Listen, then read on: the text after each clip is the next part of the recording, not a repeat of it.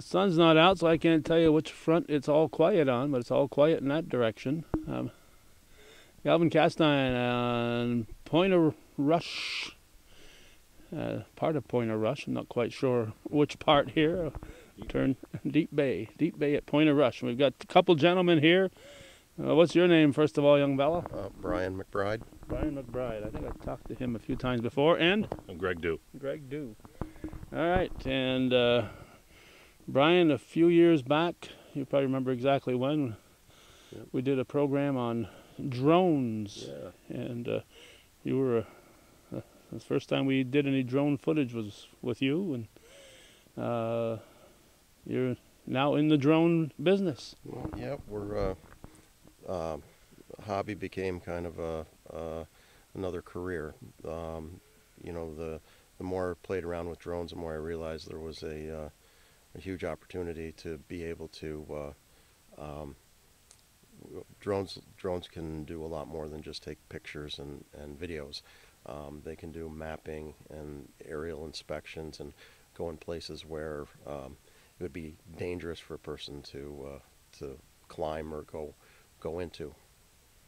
Okay, and of course this drone you have here on the ground is kind of big. Do you have smaller drones too? We have a few different sizes. We have a large drone here, which it's a commercial grade with precision navigation system. It can carry multiple cameras, different types for different types of jobs. Like we have a optical 30x zoom, so we can be far away from a expensive cell tower, but still be able to get in close enough to see what's going on. And we have a thermal camera system that fits on it that can show what's happening by visible heat. So for things like fires, search and rescue for a lost person in the woods, inspection of things like power lines where the ceramic insulators are cracked. They'll bleed heat differently than the rest of the, and you can actually physically see a crack light up. So we have different tools for different purposes. It's also good for standing off from areas that are dangerous to fly next to, anywhere where they have high tension lines, any type of ground cables that are connecting onto cell towers, communication towers, radio towers. So we can actually zoom in from quite a distance and still do a very good inspection of the area without getting too close. Yeah, not putting yourselves or your equipment in danger. Exactly. Yeah. All right, Brian, I know you had something to do with the car business for a while before you got in this. Yeah, I decided to retire from the car business a couple months ago. Bill McBride Chevrolet. Yep, I had 44 years in the car business, and I'm only 52 years old, so I started very early, and it was just time. It was just time. My family passed away. All within a very short period of time. Yeah, You had a lot of loss. My brother, my mom, my dad, all within 60 days, and wow. So I just got up last fall, and just said, it's time to do something different. So that's what I'm doing. All right. Yeah, this is different. A little bit. And Greg, what's your excuse? I really don't have one, but I did 26 years working for the state, and I retired when I was 44 years old. That must be nice. And it was some jealousy out there with that one. But I started working for DHS after that, working at the airport with TSA, and then I went into working for the Sheriff's Department doing security at the airport. And it just came a point in time when, Brian and I have been friends since we were in grade school, and we've hung out a lot. We have a lot of the same interests, and one day I walked into his office and I kind of started talking about some ideas, and my idea was probably, it was a little bit smaller than what he was thinking, and he's like, hey, we can do this, and it actually grew into what we have now. So we're just trying to expand on it, and we're looking to have a good product in the business for the North Country that people can rely on and and really appreciate. All right, and I know Brian went to MAI. Are you an MAI fellow? No, I No? went to Peru. I went to Peru. Peru school. Okay. So I Went to graduated. different schools together. We did. Well, we were in the same school for a little while, but then he skipped down and went to MAI. So Okay. All right. So, when did your interest in drones begin? actually, it began with watching the military stuff, but then I got into it when a little after Brian did, and Brian was showing me some of the equipment that he had purchased, and it just really sparked an interest in it. So, I mean, it's everything we have now is actually handed down. It's been out there for years, but not in the civilian market. So no, we're finally getting some decent stuff out there, and but he kind of turned me on into the drone field, and here we are. There we are. Now, there's a couple of rules for business. One is you find a need and fill it. And the other is you have a name that just rolls off the tongue. And Northeast Geospatial doesn't quite fit that second part. How'd you come up with that name, or who did it? Whose idea was that? I have to give that one to Brian. Brian's the one who came up with the name for that. So it was, we didn't know what we wanted for a name, and we just didn't want to be like, Adirondack drones and Joe's drones. Joe's drones, weird drones. So It's kind of aimed more towards the technical crowd. The primary businesses that we are focused on approaching are people in the construction, agricultural, the engineering fields, forestry, more on the scientific end of things. Geospatial just means it's the use of data pertaining to a particular place, which is kind of what we do. So we kind of kicked a bunch of names around, and we landed on that one. So where on the list was Drones Are Us? Was it on the list at all? Yeah, that was taken. that was taken. It was already taken, Yeah. really? Yeah. We didn't want that one anyway. All right. So this now you got underwater too, right? This is in the air though, right? This is an aerial one, and we have two worker class underwater drones that are depth rated for 500 feet. One of them has they're both equipped with both video cams, so we can take underwater video and photography. One is equipped with a manipulator arm for any type of retrieval or placement. We can also take underwater water samples and soil samples, and it's also equipped with a laser measuring device for measuring any type of underwater. If we're actually doing some type of underwater inspection on a dam or something that's of structure, cement, metal, we can actually measure any type of fracture or fissure that's in the material, and actually give somebody an actual measurement of what it is. All right. So I'm thinking back to must be 20 years or so ago when they found the Confiance anchor, and I think Frank Paps would have loved Absolutely. love to have you guys around there. Yeah, because with an underwater ROV, you can, alleviate a lot of needs for divers. Going rates for divers are probably around $300 an hour. You're eliminating any type of human risk. We can drop a drone in the water and have it down underwater for 6 hours at a time, and so we can do things quicker and with better accuracy. There's time and place for the human factor to be there, but a lot of times it's just you got to get eyes on something, and we're looking at providing services to companies that need something inspected, measured, looked at, recorded, and in a safe way that eliminates the human risk, and we can do it much quicker and much more efficiently. Now, when you just said drop a drone, I'm thinking of, you're flying a drone and there's a certain range, and it's possible, not that you guys would ever have it happen, but it's possible to lose contact with your drone. I'm sure that has happened to some other people, and it's going to fall to the ground. If you lose contact with a drone underwater, that could be a big problem. It's not going to. These are tethered. Okay, Actually, so there's a 500-foot tether line. you got a leash on them. Actually, well, it's a control tether. The communications run Right. through the tether Okay. to the drone, so it's not all by itself. No. Okay, and no danger of that getting wrapped around something. Well, there's always that possibility because of trees and whatever else could be down at the bottom of the lake, but that's why we have two. So you can go down Then and the see other what's one. wrong with the other one. Yeah. Yeah, well, we're both certified divers. I mean, Okay.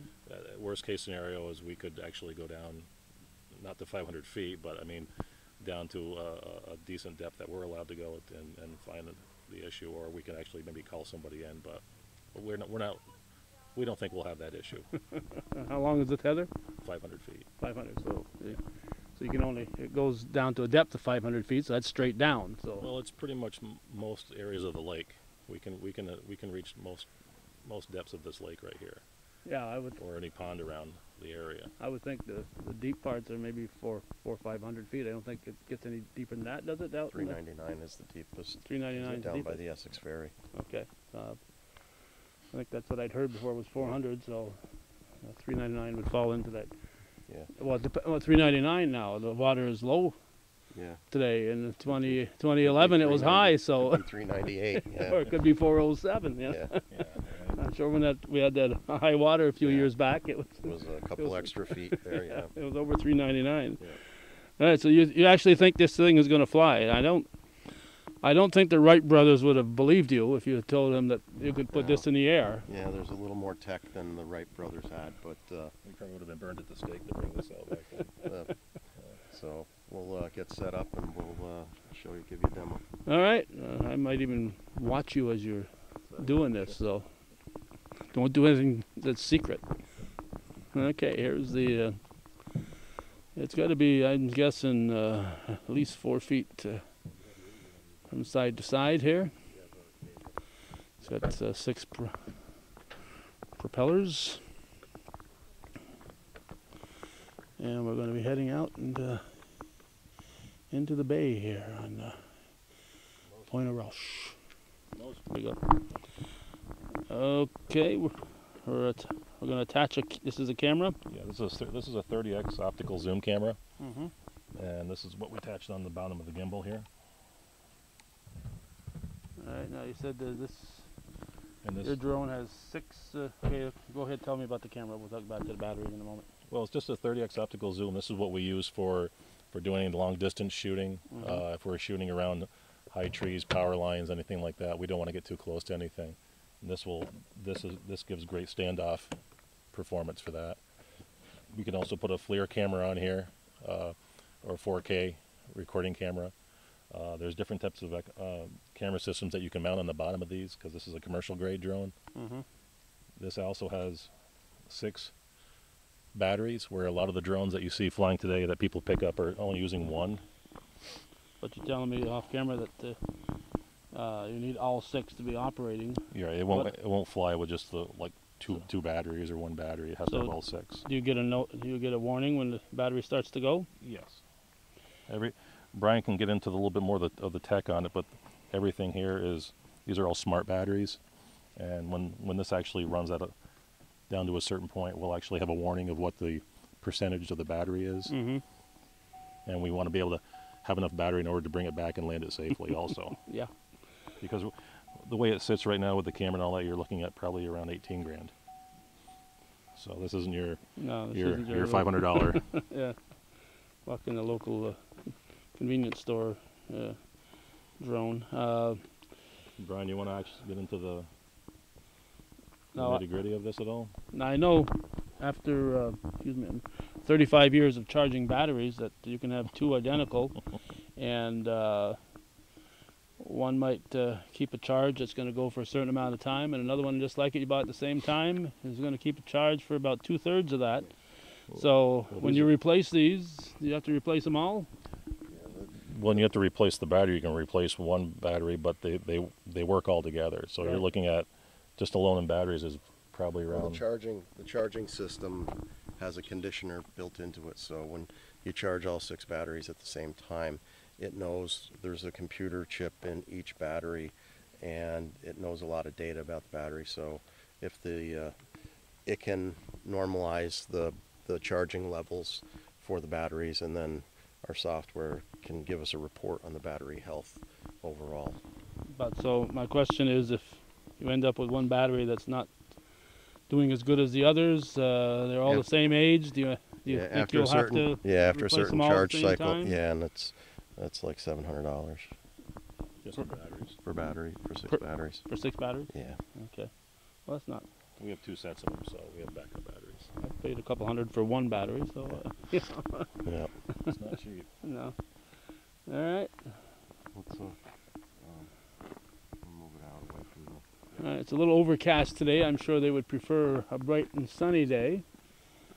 We've tried to do this a couple of times, and each day we pick, it seems that Mother Nature hasn't cooperated with us. We also, when we fly, we use an aircraft radio, Okay. so we can actually monitor the airspace around where we're going to fly. Or if we need to, we can actually put out a warning that we're actually flying in the area. Okay. Who do you warn? Well, if there's an aircraft that's in the area, a helicopter, any type of aircraft that looks like it's going to be in our area that's low enough, we just want to give basically just a friendly warning. We want to be able to monitor the traffic. You guys have to be licensed. Yes, we're both FAA licensed. We both went through the 107 course, and we both went over to a CAT station over in Vermont and took the course, or took the test to become UAV certified through the FAA. Oh. When it comes to flying, what are some of the rules and regulations that, I know there's a distance from an airport. Okay, we got we got a red light on here. Red lights, I've learned, are not necessarily good.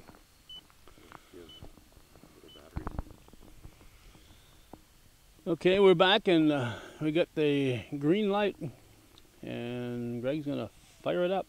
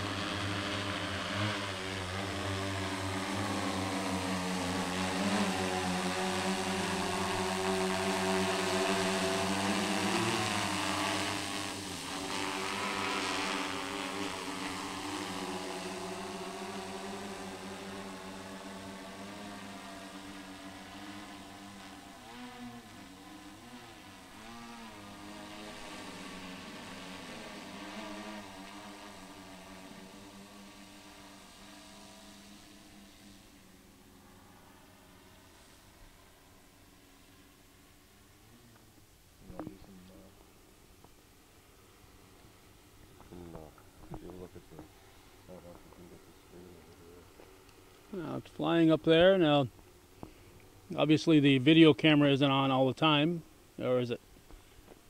It's sending live video back. Yeah, to the, but as far as recording? no, not at all.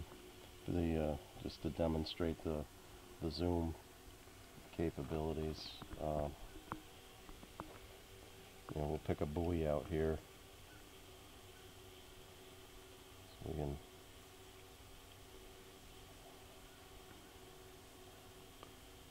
Hoping that's coming through. We got the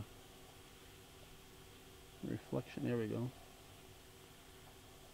The screen's also serving as a mirror. I can see myself if I'm not careful.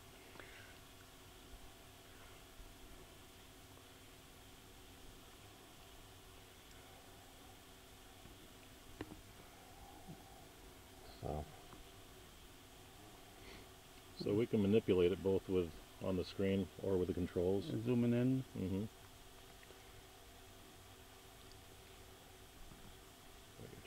So we can be a significant distance away from a structure or an object, and be able to zoom in close enough to be able to read serial numbers off of components, or get a very close visual inspection, fully recorded in high def. Now, do you legally have to have the drone within view at all times? I'm thinking if you're out in a wooded area where there's trees around you. You always have to fly line of sight. You always have to have the drone in physical view of the pilot or the assistant to the pilot. So, I mean, one person could be staged at a point where you can see, with, and the person operating could be in the trees. Radio communications, yeah. Okay. That's why we have the walkie-talkies with us also. If you look at the drone now, you can see how stable it is. It's flying by itself. I'm not even touching the controls at all. And it'll stay there until it runs low on battery and it comes back by itself, or unless we want to change it. Change whatever the altitude or attitude that it has. So I can spin it around.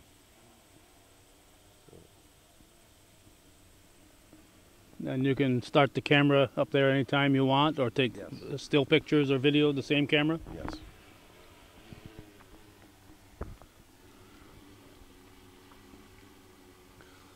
All right, so today is the 14th of August. 1 month and 2 days ago, I was at the Altona forest fire, and I knew Brian was going into the drone business, so as the day progressed, I mentioned to some of the people there that the thought might be that they might need a drone, but at that point they had already contacted people with helicopters, federal agents and stuff to come in. But something like a forest fire, I imagine something like this here would really come in handy as far as getting a view of what's actually happening out there. Sure. Emergency services around the country are starting to use small unmanned aerial aircraft like this because they're very portable, and you can have them airborne within minutes versus, you know, having to get a helicopter from someplace that could be 100 miles away. Somebody can carry one of these in their trunk and have it in the air within minutes of being on site. So emergency services are finding them very valuable to use, and they're saving lives. You know, it's like anything I said before, drones, you know, it's like a gun. You know, a gun is just a tool that can be used for good purposes, and it can be used for not good purposes. Drones are a tool. They have to be used responsibly. People's privacy needs to be respected, and which we're very cognizant of. You know, that how you utilize them and what you use, what you video and when, and is very important. Yeah, if somebody's out there sunbathing, they don't necessarily want somebody's drone flying over them. Right. Absolutely. Right. And you know, unfortunately, the laws still are far behind the drone technology, so people can go and buy one. You know, not this grade, but you know, a consumer level one that can be up in the air within an hour of getting home, and you know, check out the neighborhood. Absolutely. And That's happened. but there's a lot of rules that people should, even consumers, should do some extensive homework on before you put one of these up in the air.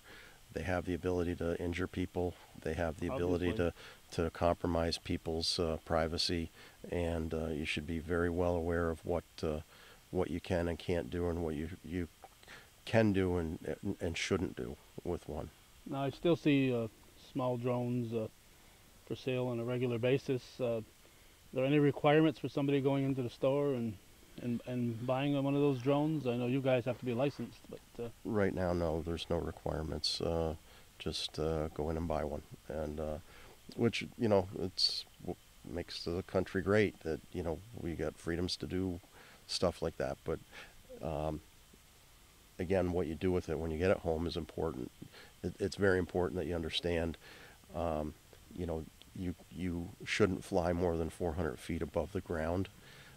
There's a very important reason for that. Small aircraft are required to stay 500 feet above ground level and above. Small unmanned aircraft like drones are supposed to stay 400 feet and below. That way there's a 100-foot buffer zone between small aircraft and aerial drones. That having been said, any of these aerial drones can easily fly to 2,000 or 3,000 feet. So, you know, you can buy one from Best Buy, go home, put it up in the air 2,000 feet, and hit an airplane. You know, there's some serious repercussions, and so they're really not something to be taken lightly. They're very fun to fly and operate. The computer systems on them make them even the consumer, the $400 and above consumer level drones have sophisticated computer systems on them that control the stability, the balance, the guidance systems. So the drone pretty much flies itself. You just push the stick in the direction you want it to go, up, down, left, right. Okay, as Uncle Ben told Peter Parker, with great power comes great responsibility. Absolutely. That's true. Absolutely. I think those were Stan Lee's words, but Yeah. Uncle Ben gets the credit for it. Yep. Well, you can watch a lot of stuff online of people actually crashing these when they're trying to learn how to fly or land or take off or whatever. Yeah, And, if you're in an area with a lot of people, that could do some damage. well, we've done a lot of flying on our own. We've done a lot of practice flights. We've done a lot of flying around obstacles and learning how it functions and the different software that comes with it. So we've been doing our homework. That's kind of puts us in a different class above some other people that they just want to go out there and just, hey, I can take some pictures of your home. I can take pictures of your property or whatever. Right. That's an important point. and that's- That Go ahead. I'm sorry. If you are looking to purchase services from a drone company, please make sure that they are FAA certified, that they're licensed by the Federal Aviation Administration, and make sure that they're properly insured. The reason for it is you can be held liable for damages along with the drone company if they're flying illegally. They're flying commercially. If they're taking pay for what they do or barter in exchange for services, and you're involved with them and there's an accident, you can also be held liable for Sure. the problem. So Make sure you ask to see their card. Make See sure their they card. have the qualification card from the FAA. What did they say? The United States of America? And the Department of Transportation, FAA, the Federal Aviation Administration. Alright. And they should have their name, their address, everything on it. Okay. And that doesn't guarantee they have the insurance, but you better make sure they've got that right. insurance. Well, like any contractor you have at your home, make Right. sure they're properly insured. You're not going to hire a guy to cut a tree down next to your house without the insurance. So, people do. That's the risk they take. Yeah, if it's a wire or something else. Okay. Do you want to do Again, there's that name that just runs right off the tongue here, Northeast Geospatial. And they're going to show me something they did with their smaller drone. That's gathered a lot of interest because it was at the Altona Flat Rock following the fire. So I'll follow you on here. We're trying to get the screen so that's not becoming a mirror on us here. So we got it stuck in the back of Greg's truck here. So this was a flight that we did. This area here represents about 80% of where the fire occurred in Altona. The drone that was used took 874 photos, all overlapping each other, connected. We bring it into our software, and the software stitches the photography back together. And what it lets us do is it lets us zoom in to a very close level. Take a second for the Focus to come in. yeah, but we can get down to see individual branches and individual rocks at different elevations, and the purpose for this would be like for forestry. All of this area is now fully measurable. Instead of having a person go out and try and manually map everything, this can be all done by air and in about a 50-minute period of time, and then just a couple hours of here's a couple hours of computer time, and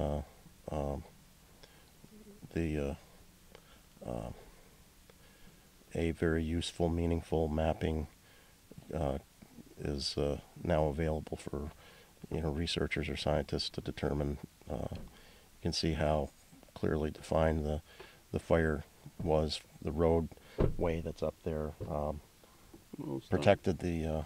Starting to sprinkle a little bit. That Yeah. could be a problem on your equipment. A little bit. So we'll take a second and Get to- tidy up a bit. All right. Okay, because it was raining, we had to get that stuff out. Why is it so sensitive to the water anyway? Well, it's new technology, and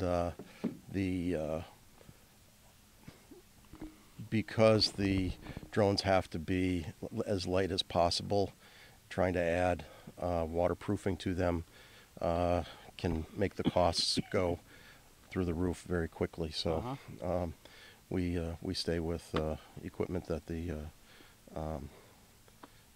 that's more a little less hardy, but a lot more affordable. Okay, no, this isn't. So this is a fixed wing drone.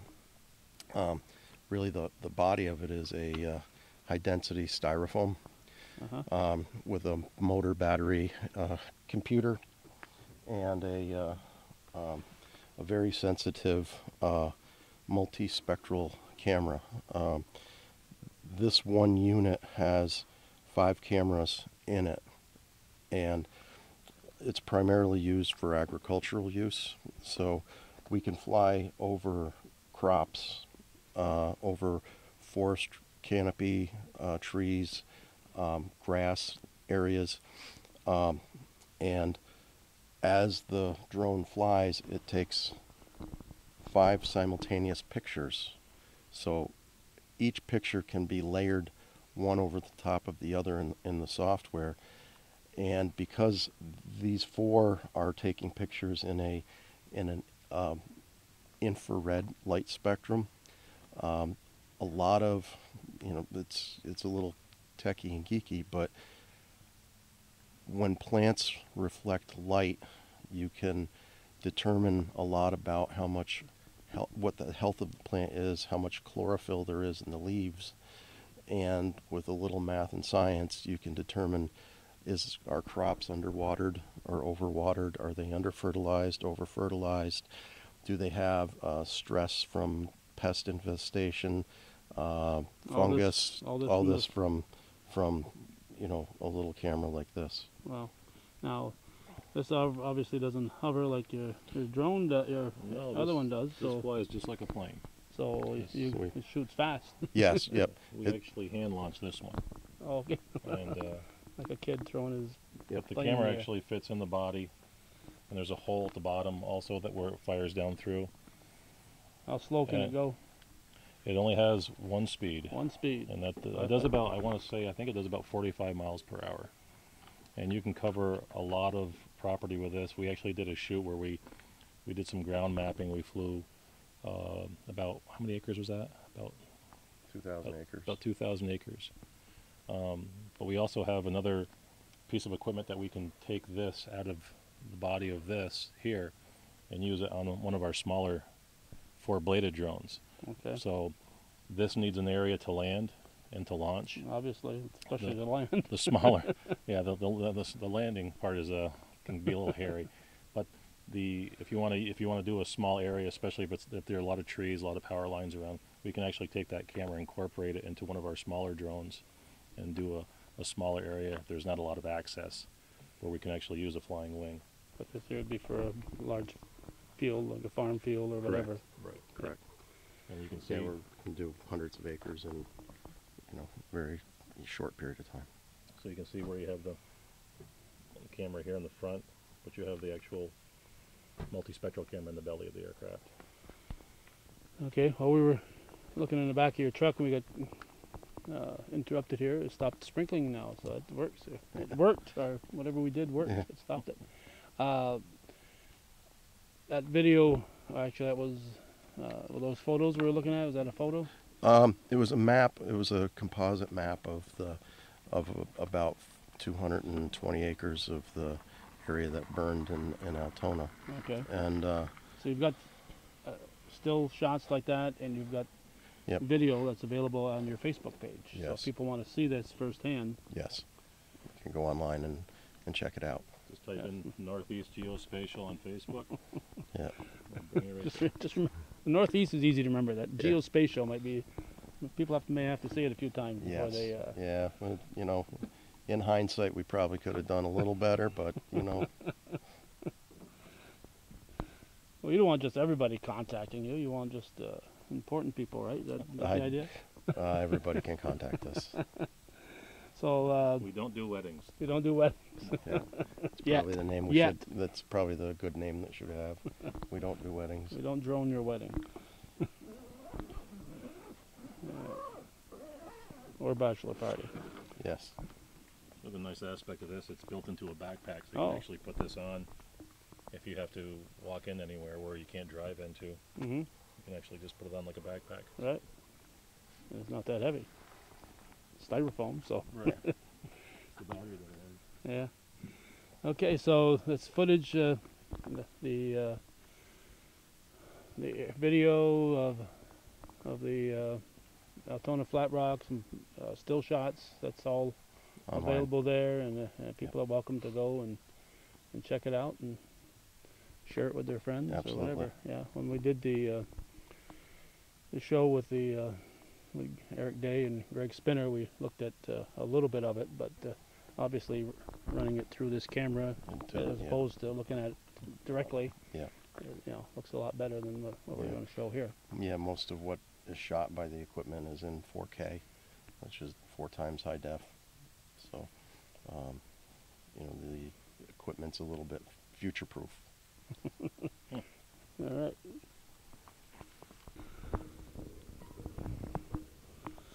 Once again, we are at Point of Rush State Park. Point of Rush, those out of the area, is located north of Plattsburgh, off of Route 9. And we're going to go underwater. I'm not sure if I'll go under myself or just shoot from. We'll see what we can get here. And the water's a little shallow at the moment. Hopefully there'll be enough water for them to get the drone moving. Obviously, you have to have a certain depth for it to be able to move. Anybody left their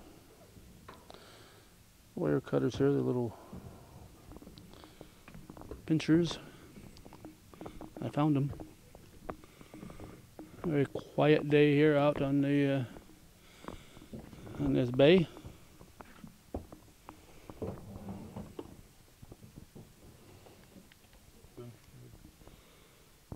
Okay, this is the deep sea one. This is our deep tracker. This is our underwater UAV.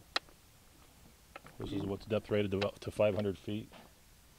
It's totally tethered on a line here, controlled by this console. Has 2 motors, one on either side. All right. Wait. I know that's going underwater, but Yeah. the part you keep in your hand is going to be out here. If it This- starts to rain, I assume you. So you have the you got a camera on it. problem? Right Yeah, on I my- have right the in my camera. feet there. Thanks a lot. Show Brian's feet. But here, There we go. here. You have a underwater light system, camera system, laser measuring device. Here you have a manipulator arm. Ooh. So picking up that gold bullion you find. Picking right? up those expensive sunglasses that people lose, and Yeah. So, How many balloons have you pulled up so far? But if you- just a couple dozen out A couple of the lake. dozen, yeah. if you look at the, I don't know if you can see it on my hand, Not But- on the side. but it's there's two laser measuring units that are on it. Okay. All right. So is your handheld thing going to be in danger here if we keep it out in the rain? No, it's all No. waterproof. Okay. Just my bald spot will be. Oh, well, it'll drain right off. So I don't. Yeah. We might get splashed though, I'm not Brian. gonna be hanging on to that. Does he get shocked from the? We're just going to do a shallow demonstration only because it's very shallow here right now. Oh, I thought you were talking about me when you said shallow there, but Oh, I don't want to. don't cut the tether with those those pincers. Yeah. All right, so you're seeing what he's seeing at the. Yeah, okay, I do it. So, So if you look, I'm just going to manipulate it up and down, forward motion, and it'll actually pull the cord out with it as it goes. But as it gets into deeper water, it's got a compass system built in. I can see which heading it's going to head on, so I can actually go in a straight line if I'm going to actually search for anything. Okay. We did a lot of practice with this, and we figured that with everything going on with the lake, with any type of Search and rescue type search of and thing. rescue type, yeah, or anything that's lost, evidence retrieval, inspections of underwater cable systems. There's many different things. We also thought about water tank inspections also. for all the municipalities. Okay, flying up, not somebody's water tank in their cellar. No, like Yeah. the water towers that Right. most of the municipal departments have in the area. So For you can water fly pressure. up there and circle around. Or Well, you can go inside with this. of it Yeah. and do the inspection inside. How are you going to get it up there? We'll have somebody climb up there. So you're looking right at Greg when you said that. Yeah. What that does is typically those tanks have to be either you have to drain the tank, which is a couple days work, and then send people into an enclosed space, which has its own safety issues, to do the inspection, or you have divers that go in the tank, but keep in mind it's drinking water, so the driver, Yeah. all of the diver and the diver's Right. equipment has to be sanitized, and then you're also putting a diver inside of an enclosed environment. So this, we can sanitize that piece of equipment and lower it into the tank and have a full video inspection of the interior of the tank without impacting, anybody. When the tank has to be drained, you always run the risk that one of those primary purposes of those tanks is to provide water pressure in the event of a fire, so that the fire department has an adequate resource and that high column of huge body of water pushing down on the whole water system to keep good strong pressure for the fire hoses. So this eliminates that risk. Okay. I don't know if you can see the picture or not, but I'm just trying to No, I don't think so. do some underwater stuff for you. And you can run this from a boat. So, what's 500 feet from here? You can go out. And Right. Run it 500 feet from wherever you are. Right. And as you said, you can go down up to 500, which is certainly enough to get the deepest part of the lake. And of course, I imagine if my friend Sid Calci were here, he'd have you on a champy search. Yes. Yeah, well, if we find them, we have dibs.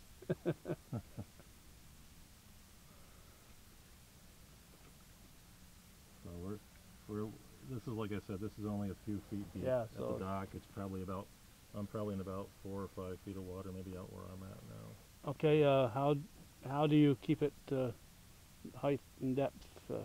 Obviously, if There you is, drop it, it just goes down. But here, you don't want it to go sink. You want it to stay Well, at a certain height. it does have plates on it that we can adjust for buoyancy, and we can actually, with the controls, there's an auto depth.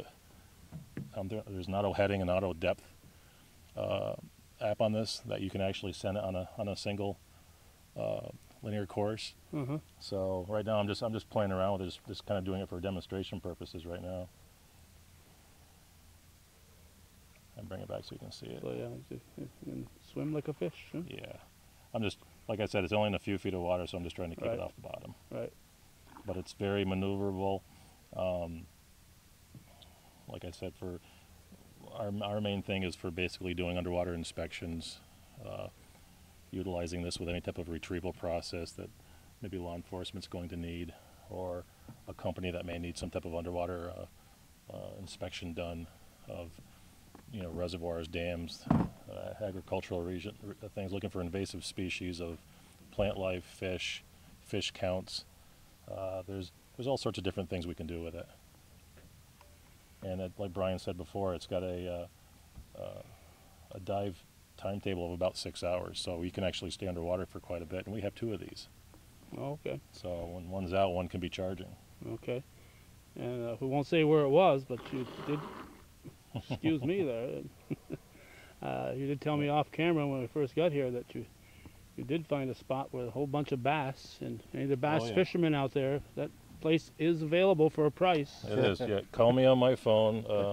Have your credit card ready. Have your credit card, PayPal. Oh. I don't do it for beer or anything like that. No. So, but yeah, You don't do it for fish either. on halves, right? Maybe around perch season during the wintertime. There you go. So Yeah, this can go in. It doesn't matter. We can cut a hole in the ice and drop that. That's drop was, this in one of my the questions. lake. You know, Yeah, well, that's actually how when weather sensitive is this? it's Obviously. not. when we first got it, that's what we did, was we brought it actually to I think we were testing it at Wilcox Dock, going down in the under the ice there. So, but it's all weather. It's an all-weather unit. Now, how about the flying drones? How obviously not in the rain. When else can't you do it? 20 below zero, can you do it? Or? You can fly them in any temperature. It just affects the battery life. The colder it is, the shorter the battery life. And the wind, obviously, and again, wind. high winds. Yep. You can't be out there. You're battling the winds.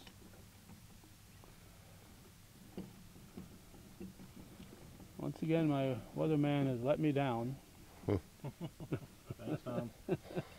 I go right to the Weather Channel, and they said that I looked at Plattsburgh, and they said not till late afternoon will we have rain again. After after 9 o'clock or so, it was going to be clearing right up.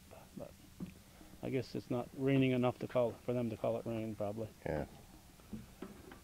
Well, when we use this, we're going to get wet anyway, so.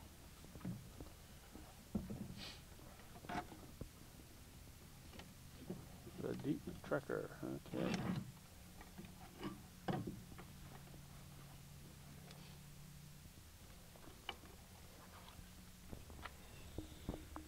Okay, we're going to wrap up this little program we're doing here at Point of Rush State Park and talking Northeast Geospatial. And I'm not going to tell you how to spell it. If you can't spell it, then you're in trouble. But you do have a Facebook page and We do. and a website and all that good stuff, and it's a brand new business, and you're trying to get the word out there. We're not doing a commercial, but we like to keep up with what's happening in the world. And when Brian got his drone, how many years ago was that? Oh God, 5 years ago. At least 5 years ago. We did a little story on that because I thought drones were interesting, and what you guys have to offer, I think, is interesting, and it's just a matter of finding that market for people to understand that what you have is something they need, right? So who could benefit from this technology? Obviously, it's a lot of fun for the average person to sit and watch Sure. on YouTube or your Facebook page or whatever. When it's used in conjunction with a lot of the people in the construction field, for example, like architects, engineers, surveyors, we're not a replacement for anyone or anything, but what can be done with the drones can significantly increase accuracy, produce huge amounts of meaningful data that is actionable from people that are in earth moving to the field surveyors, we working in conjunction with the surveying group, we can cover hundreds of acres of property in under an hour versus probably days if the surveyor was doing it manually. So we can provide efficiencies and we can provide information that contractors can use to increase the accuracy of their bids. We can put drones into places where there's human risk, like climbing under a bridge, up a water tower, climbing up an antenna, going underwater for long periods of time in any conditions. We can put our equipment in and operate it remotely and keep people safe without and provide the information that businesses need. It's just amazing. I look at I'm in the middle of farm country, and I look at some of the equipment that's out there when they're working the fields. It's all GPS. It's all, they know exactly the equipment they're driving knows exactly where they are and where they need to be. Oh, sure. And it's just the world we're moving into here that we're into, but we're still learning things. With our drone equipment, we can fly over crops, and we can provide analysis for farmers, including like fertilizer and pesticide prescriptions that they can put into their equipment, their John Deere equipment, and the. Wait a minute now. What's wrong with Case IH Could equipment? be Case. Yeah, come on. Well, it could be Let's hit 'em whatever. all. Anyway, sorry, my bad.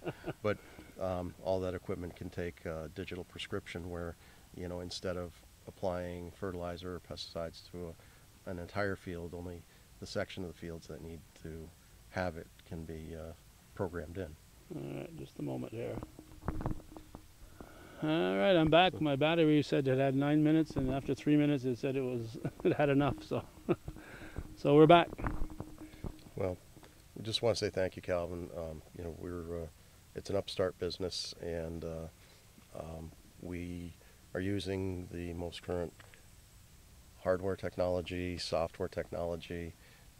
We've got experience and know-how to be able to operate this equipment and collect meaningful information and for companies and that they can actually action on, and not, again, there's people that are in the drone business for doing weddings and real estate photography, but that's not what we do. We're on a commercial grade, commercial level, Well, I'm reminded of a neighbor that we used to have who was good at building certain things, and I had an uncle from California who was out, and my father was saying what a good carpenter this guy was. He says, yeah, if you want to build a chicken coop, he's a good man. Mm-hmm. Right. But if you want something that's finished and, Right. you hire, Absolutely. so it's the same thing with anything else. Like we said before, we're both FAA certified. We're insured, and there's many applications, not just with construction and agricultural. There's the inspection aspect of it all. But any place where you have to put somebody in harm's way, and a high-rise type towers, any type of large buildings, bridges, many different aspects that we can do. And I have to point out here that I know Brian has been at the forefront of anything Cutting edge. always seeking out. In fact, I'm pretty sure without Brian, I probably wouldn't have a website. And years ago, a fellow who worked for Brian who left us far too early, Rick Knowles, called me and said, we're putting up stuff on Brian's website. You want us to put it up on your website? I said, don't have one. Well, we'll get you. Yep. So Brian set up HometowncableNetwork.com, and if there's something. But don't call him to set up a website, right? No, Don't do websites. No, he doesn't do that. But he did mine. Yes. So we appreciate you doing that. No, but unless you want a drone website, then. Well, we've already got that covered. So. Yeah.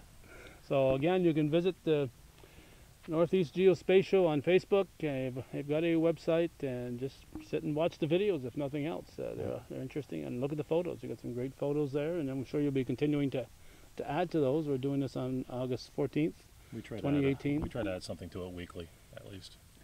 Yeah, and So Please log in and check us out. if you got any questions, there's the contact information give right us a on call there. if you have any Yep. questions. All right. Thanks, Calvin. Thank you, guys. Appreciate it. Thank you. Yeah, and we're gonna leave Point of Rush. I don't know why I'm leaving, but we're gonna leave.